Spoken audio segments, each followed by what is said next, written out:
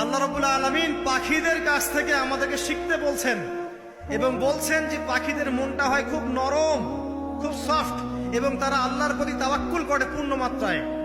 তারা সকালবেলা ভোরবেলা বের হয়ে যায় এবং সন্ধ্যাবেলা বাসায় ফেরে। খালি পেটে বের হয়, ভরা পেটে বাসায় ফেরে।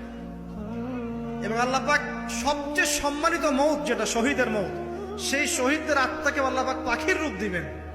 তাহলে পাখিটার বিষয়ে একটা ফোকাস করার দরকার আছে না? আচ্ছা, এখানে আসেন। পাখির মন হচ্ছে নরম, মানে পাখির মনটা তাসকিয়া, আত্মশুদ্ধিতে পরিপূর্ণ।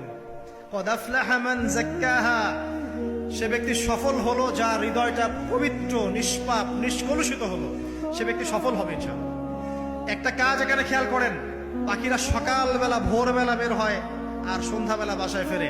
এখনকার মুসলিমদেরকে দেখবেন দুপুরবেলা ওঠে, রাত 3টায় ঘুমায়। কথা কি বুঝেন নাই? পাখির একদম ভোরবেলা উঠে যখন ফজরের আজান দিচ্ছে, ঠিক তার এক মুহূর্তে পাখির কিচিরমিচির শুনছেন, তার মানে নামাজের ওয়াক্ত প্রায় চলে যাচ্ছে। তার মানে তার আল্লাহ পাকের হুকুমের সাথেই জেগে ওঠে। সূর্য ডুবে তারা ডুবে যায়। ঠিক এরকম সুন্নত ছিল নবী সাল্লাল্লাহু আলাইহি ওয়াসাল্লামের এবং সাহাবায়ে কেরামের। আজকে 1400 বছর পর মুসলিম জাতি এই সুন্নাহ ভুলে গেছে। কারণ আমাদের সুন্নত দেখবেন, যদি কোনো রকম উঠেও ফেলি ফজরে, আবার 12টা পর্যন্ত ঘুম, আরো বেশি।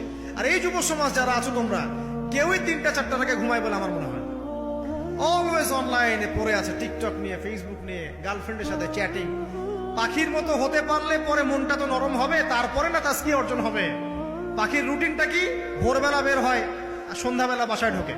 অতএব আমরা যদি রাসূলুল্লাহ সাল্লাল্লাহু আলাইহি ওয়াসাল্লামের সুন্নাহ মতো ওই ভোরবেলা উঠতে পারি আর আর্লি নাইট ঘুমিয়ে যেতে পারি এবং সারাদিন যদি রাসূলের সুন্নাহগুলোর উপর আমল করতে পারি, তাসকিয়া অর্জন হবে ইনশাআল্লাহ।